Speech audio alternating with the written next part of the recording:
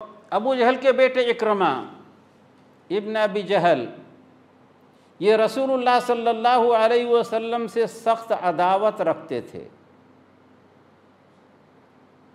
مگر اللہ رب العالمین نے انہیں بھی دولت اسلام سے مالا مال کر دیا۔ ان کا بھی قصہ عجیب ہے۔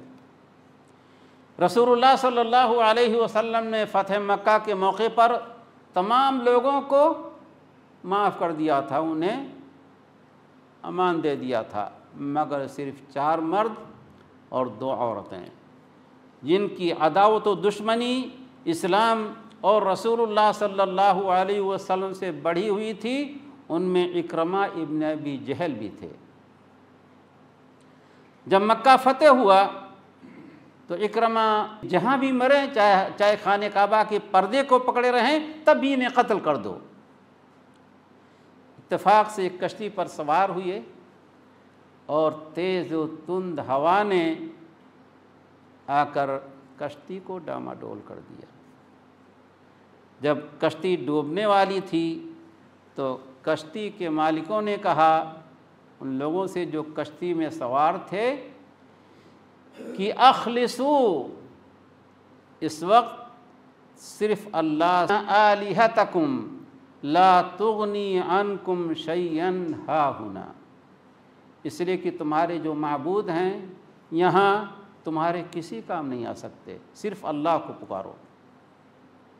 اور کفار کا طریقہ بھی یہی تھا، وَإِذَا غَشِيَهُم مَوْجٌ كَالظُّلَلِ دَعُوا اللَّهَ مُخْلِصِينَ لَهُ الدِّينَ، جب وہ کسی مشکل میں پھنستے اور کوئی موج انہیں اپنے گھیرے میں لے لیتا، وہ ڈوبنے والے ہوتے، تو ہر طرح کی عبادت کو اللہ رب العالمین کے لیے خاص کرتے، اللہ اللہ کہتے۔ یہ کفار کا معاملہ ہے، مگر مسلمانوں کا معاملہ کیا ہے؟ خاص طور پر جو اپنے آپ کو ٹی ٹی ایس کہتے ہیں، کہ جب ڈوبنے لگتے ہیں تو پھر یا خواجہ یا داتا یا سیدی بدوی یہ سب کہتے ہیں۔ یہ مسلمان ہیں اور وہ کافر تھے۔ کافر ایسے موقع پر صرف اللہ کو پکارتا ہے، اور یہ ایسے موقع پر بھی اللہ رب العالمین کو یاد نہیں رکھتے۔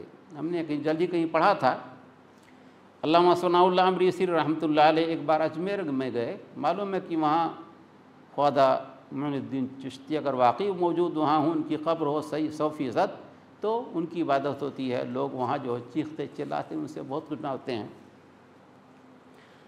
تو وہاں گئے تو وہاں کی حالت دیکھ کر بڑے پریشان ہوئے کہ یہ سب کے سب شرک کر رہے ہیں۔ ایک بہت بڑے عالم تھے وہاں کے مدرسے میں، انہوں نے کہا مولانا شرک کہاں ہے؟ ہاں تو خالی خواجہ صاحب، خالی خواجہ معین الدین چشتی، یہاں تو صرف خواجہ صاحب ہیں، شرک کیسا؟ یہاں تو اللہ رب العالمین کا وجود ہی نہیں ہے، سب خواجہ ہی خواجہ کر رہے ہیں۔ تو یہ حالت ہے مسلمانوں کی۔ بہرحال جب کشتی والوں نے یہ کہا اخلصو، اب خالص اللہ کو پکارو، تو تمہارے معبود اب یہاں کچھ نہیں کر سکتے، تمہارے کسی کام نہیں آ سکتے۔ تو اکرمہ نے کہا کہ اگر سمندر میں ہمیں اللہ کے سوا کوئی نجات نہیں دے سکتا تو خشکی میں بھی اخلاص اور اللہ رب العالمین کو پکارنے سے نجات مل سکتی ہے۔ اور یہی بات تو محمد صلی اللہ علیہ وسلم کہہ رہے ہیں کہ اللہ کو پکارو، اللہ سے مانگو۔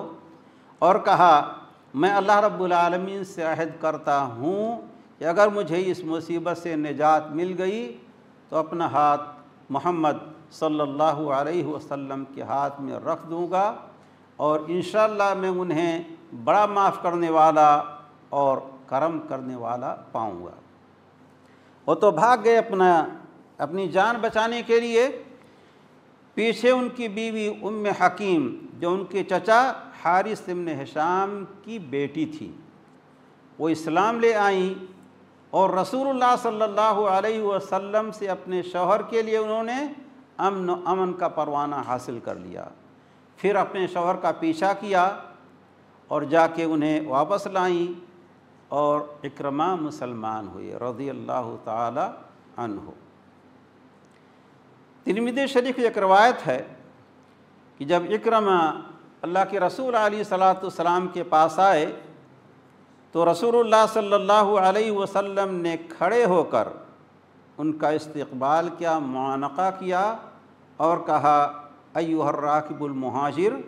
ویسے یہ حدیث صحیح نہیں ہے، لیکن اس میں کوئی شک نہیں کہ وہ رسول اللہ صلی اللہ علیہ وسلم کے پاس لوٹ کر آئے، انہوں نے اسلام قبول کیا اور ان کا اسلام بہت ہی اچھا رہا۔ غزوہ یرموک کے موقع پر یا کسی دوسری اجنادین یا کسی لڑائی کے موقع پر، لیکن راجح یہ ہے کہ غزوہ تبوک کے موقع پر حارث ابن ہشام اور ان کے بھتیجے اور داماد اکرمہ ابن ابی جہل اور عیاش ابن ابی ربیعہ، ان تینوں کو بڑا شدید زخم لگا، تینوں حرکت نہیں کر سکتے تھے۔ حارث ابن ہشام نے کسی سے پانی طلب کیا، ابھی وہ پینا چاہتے، غور کریں، ابھی وہ پینا چاہتے تھے کہ دیکھا کہ ان کے بھتیجے اکرمہ پانی کی طرف دیکھ رہے ہیں۔ حارث بن ہشام نے کہا پہلے اکرمہ کو پلاؤ، جان جا رہی ہے پیاس سے، میں کہا اکرمہ کو پلاؤ۔ اکرمہ رضی اللہ تعالیٰ عنہ پانی پینے والے تھے کہ عیاش ابن ابی ربیعہ نے ان کی طرف دیکھا، اکرمہ نے کہا کہ پہلے عیاش کے پاس لے جاؤ۔ پانی پلانے والا جب عیاش رضی اللہ تعالیٰ عنہ کے پاس لے گیا تو ان کا انتقال ہو گیا۔ لوٹ کے اکرمہ کے پاس آئے، وہ بھی چل بسے۔ لوٹ کے حارث ابن ربیعہ رضی اللہ عنہم کے پاس آئے اور وہ بھی جام شہادت نوش فرما چکے تھے۔ یعنی اس نازک موقع پر بھی وَيُؤْثِرُونَ عَلَىٰ أَنفُسِهِمْ وَلَوْ كَانَ بِهِمْ خَصَاصَةٌ کا بہترین منظر انہوں نے پیش کیا۔